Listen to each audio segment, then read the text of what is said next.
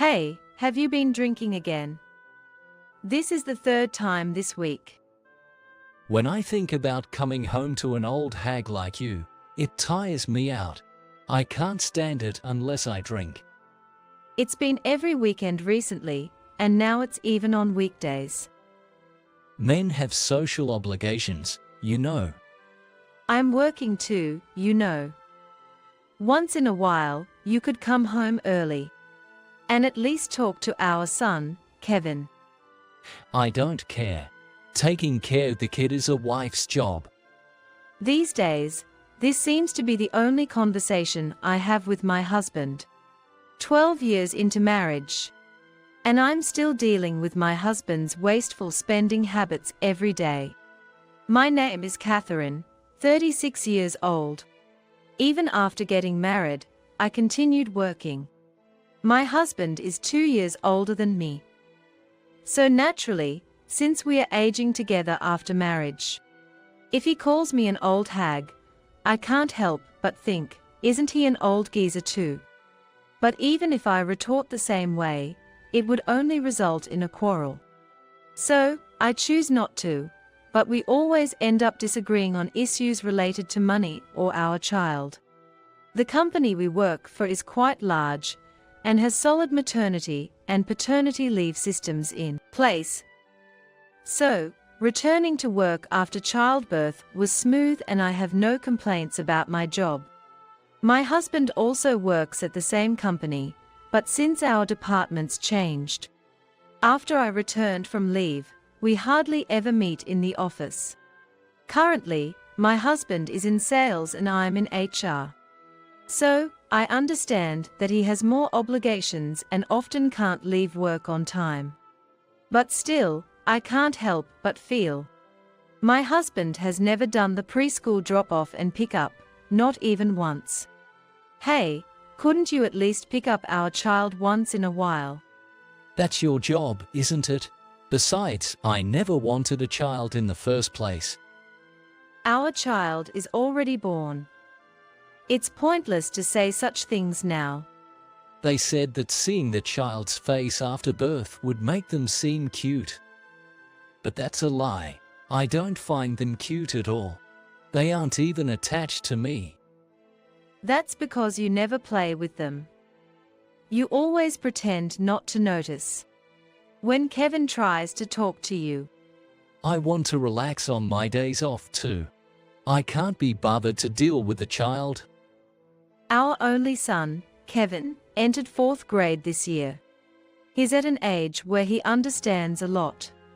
Our son must have noticed his father's indifference towards him. My husband used to talk to him when he was little, but his responses were always dismissive. Dad, you know what? What is it? I'm watching TV right now. Don't bother me. I'm sorry. Hey, that's no way to talk. Shut up. I'm tired from work every day. Unlike your HR job, sales require an incredible amount of consideration. Don't bother me on my day off. This is how it always goes. My husband is completely hands-off when it comes to school events and parenting. He has never attended a school observation day or sports festival. It feels like we are a single-parent family. Our son has stopped initiating conversation with his father. Moreover, my husband never buys anything for our child, yet he spends recklessly on himself. So, naturally, my dissatisfaction with him just keeps growing. I don't want to nag him, but I find myself doing it anyway. There is a reason for this. When our child turned 3, I found out about my husband's debt. Since we both worked, we split living expenses in half. Therefore, I didn't know how my husband managed his salary. But after our child was born, our living expenses increased. As expected, our individual contributions increased as well. We had decided to deposit a set amount into a shared bank account for living expenses. Even though we only increased the amount by $200 compared to before our child was born, my husband often failed to deposit the money on the designated day. When I confronted him, I found out he had a debt from before our marriage. Moreover, the remaining balance was close to $30,000. When I asked what he had spent it on, how much he was paying monthly, and when he planned to pay it off, he just gave a vague smile and said it seemed like it would never end. Well, I'm using a revolving payment system, so even if I make payments, the total amount doesn't decrease at all. What? For a moment, I couldn't comprehend what he was saying. Essentially, he was spending more than his monthly payments. But because everything was put on revolving payments, the amount he had to pay remained the same. So for several years, the balance wasn't decreasing, it was actually increasing. I was infuriated at his lack of planning. I felt sorry for him, because it seemed he didn't even realize he was a father. To prevent further reckless spending, I had all his credit cards stopped. He grumbled a lot, but I explained fervently that we couldn't afford any more debt. Eventually, I managed to convince him not to use them. It was a debt incurred for his luxuries, not for the family. It's only natural for an adult to handle their own mess. However, because we wanted to repay it as soon as possible, we increased the monthly payment, which resulted in me covering most of the living expenses. 7 years have passed since then, and even though the payments have long since been completed, the amount of living expenses my husband contributes is still less than before. When I asked him to increase the living expenses, he refused, using the reason, You earn more. he insists that the one who earns more should contribute more, as if it's a matter of course in a family. His sales performance is not very good. He's always grumbling because his peers are progressing faster than him. So he's not dedicated to his job. That's why he's not getting promoted. 2 years ago, I was promoted to the head of the HR department. As a result, my salary is higher than my husband's, which he's not pleased about. I tried various ways to motivate him and even offered advice. But he didn't seem to appreciate that either. What do you know about sales? Don't interfere unnecessarily.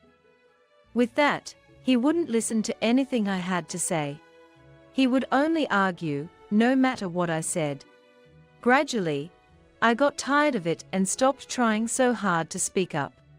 Then, one day, my husband announced he was going back to his hometown for a high school reunion. Even though he said he was going back, both of his parents had already passed away, and his elder brother and his wife lived in the family home. My husband and his brother-in-law don't get along well and have no interaction. The dispute over inheritance occurred when my father-in-law passed away 5 years ago. My brother-in-law and his wife had been taking care of my mother-in-law, who had required care for many years. My husband didn't lift a finger. Despite feeling guilty, I couldn't help out much due to my job, and since the birth of our child, I was basically managing things single-handedly. As a result, I could hardly show my face at my in-laws' house. And my mother-in-law passed away 3 years before my father-in-law. It was a year before my husband's debt came to light. So, it seems that my father-in-law left a will leaving all his property to my brother-in-law and his wife. I thought it was only fair, and I told my husband it was fine. But he wasn't satisfied with that and made an outrageous claim. Eventually, it was settled that he would receive the reserved portion of the inheritance. But my brother-in-law was upset with my husband's attitude at the time. He told my husband that he would give him the reserved portion, but wanted nothing to do with him in the future.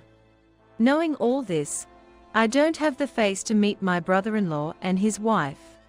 So I haven't contacted them at all since my father-in-law passed away. My husband used the money he received at that time to pay off the remaining debt. It turned out then that while he had said he couldn't put in living expenses because he was increasing the revolving payments, more than half the balance was still remaining. The claim of increasing the amount was a downright lie.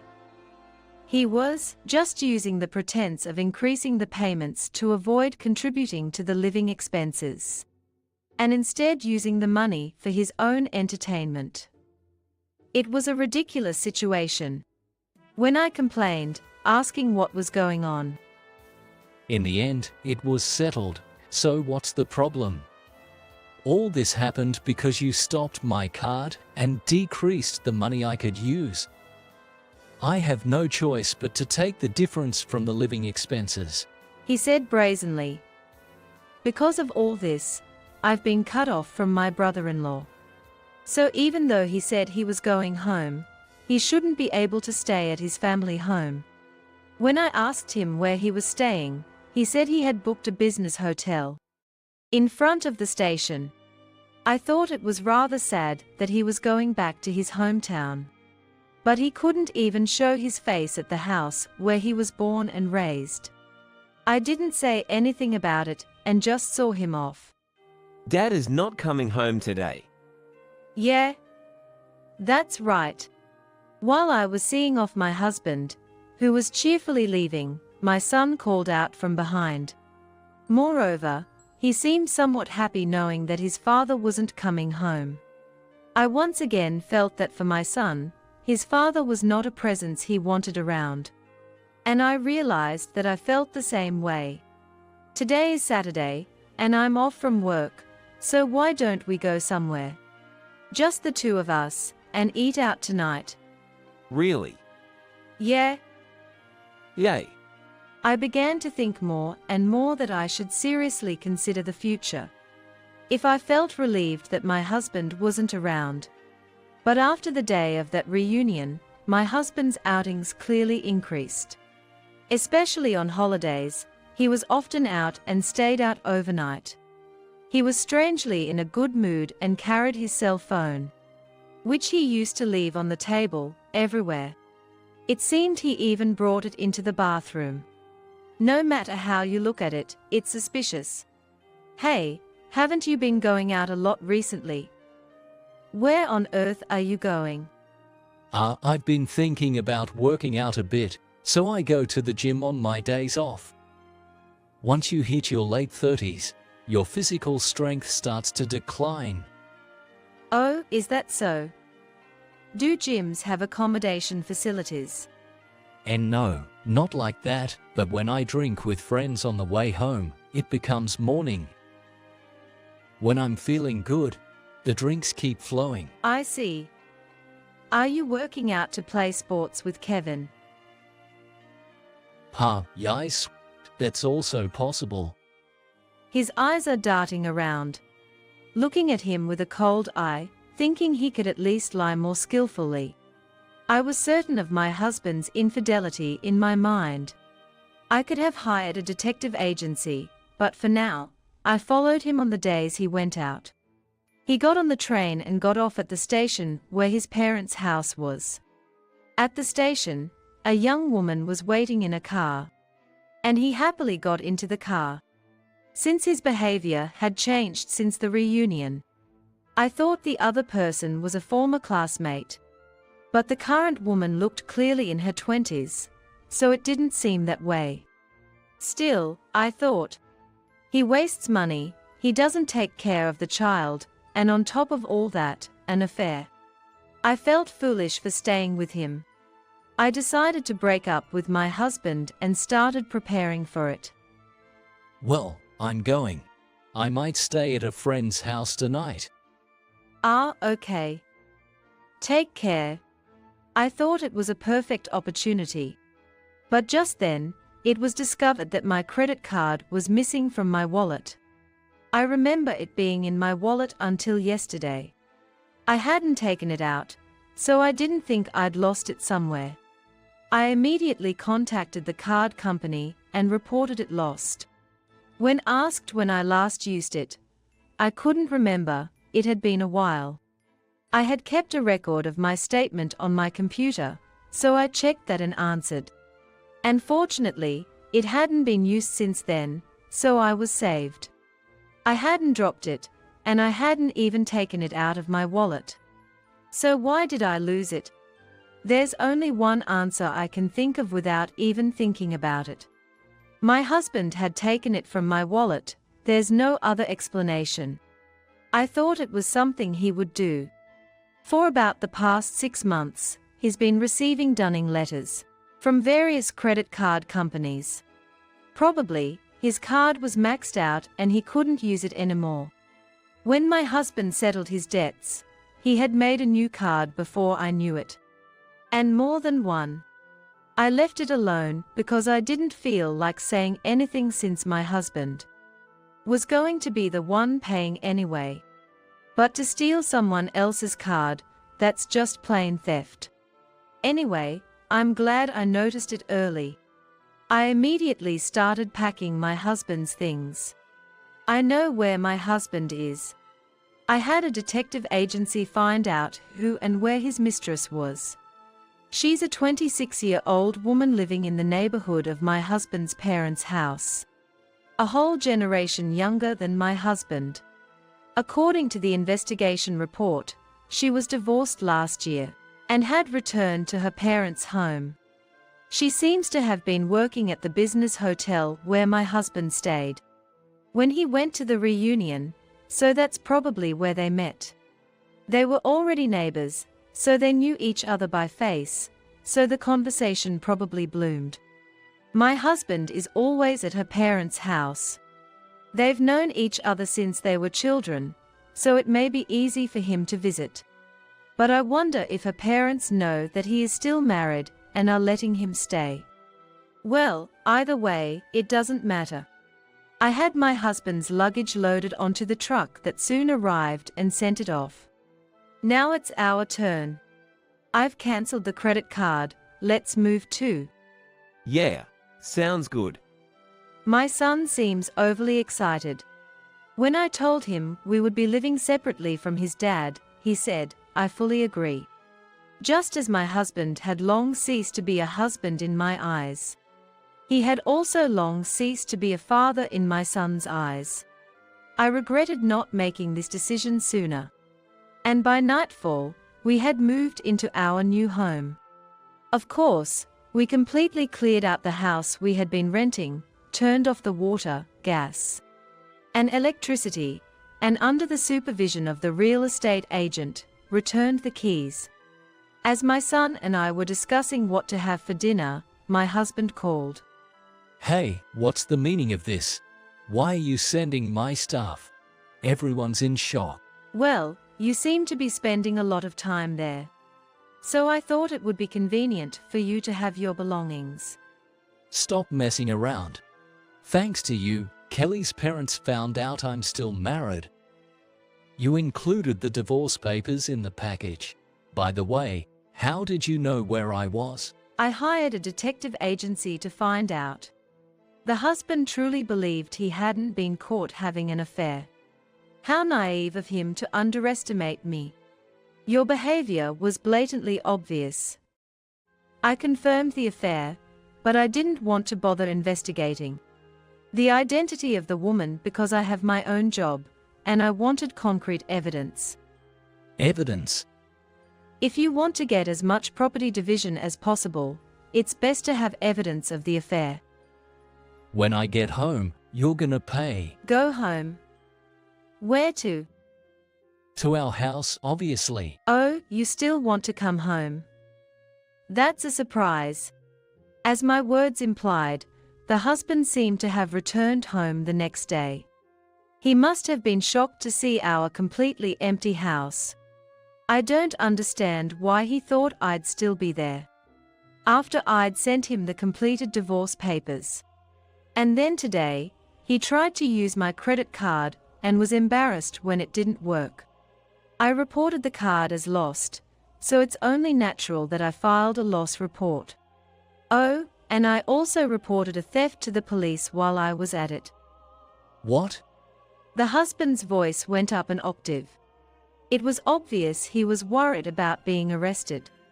Well, I can't settle down unless he's worried to some extent. I did report it to the police, but unfortunately, because his family. I was told he can't be charged with theft.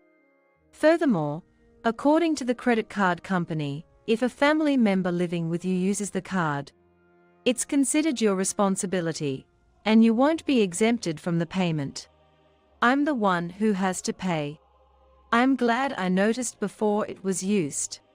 The husband's affair was proven, and the divorce went through smoothly. I reported the divorce to my company.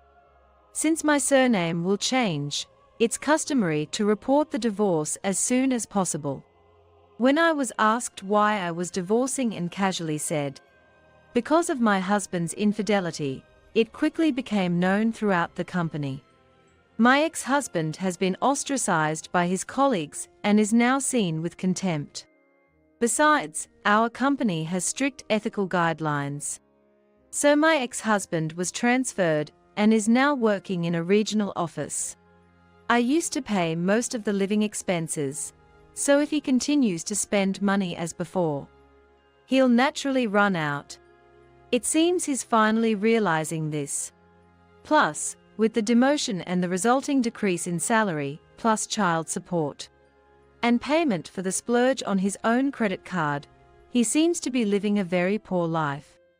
He's been late on payments, his card has been suspended, and he's failed all the new card screenings, so he can't get a new one. He even contacted me to lower the child support. But that's none of my business, and I certainly won't do it. Of course, I flatly refused. Then he had the audacity to suggest we get back together because he broke up with his mistress. That's absolutely impossible. Don't ever contact me again, I said, and hung up. The ex-husband's mistress, who knew he was married but didn't tell her parents, and whose previous divorce was caused by her infidelity, was disowned by her parents and kicked out of her parents' house. Whether she got my contact information from my ex-husband or not, she called me directly and asked me to reduce the child support. But it's absolutely impossible for her to say such a thing to me in the first place. Of course, when I refused, she started crying and screaming on the other end of the line. Sigh. Experiencing divorce really makes me realize how difficult it is. But now, I'm living a very enjoyable life every day with my son. My son also seems to be much more carefree and happy than when my ex-husband was at home. If I think he was never there from the start, there won't be any expectations. And that really feels liberating. I plan to keep doing my best in both parenting and work from